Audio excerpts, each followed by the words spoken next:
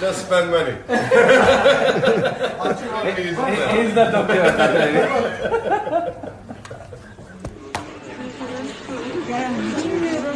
Geliyor musun? Yazar mısın?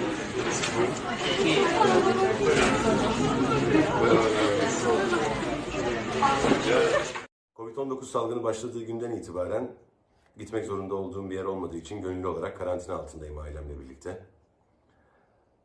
Bu süreçte evde kullanmadığımız eşyalardan çocuklara nasıl yaratıcı oyunlar geliştirebiliriz bunu keşfettim sanırım. Okuyamadığım kitapları okuyacak fırsatım oldu. İzleyemediğim filmleri izleyebiliyorum. Şu anda Ahmet Uluçay'ın Sinema için bu kadar acıya değer mi adlı güncesini okuyorum. İşe gitmek zorunda olanlara tavsiyem, lütfen bilim adamlarının dediği gibi sosyal mesafenizi koruyun. Ellerinizi yıkamaya özen gösterin.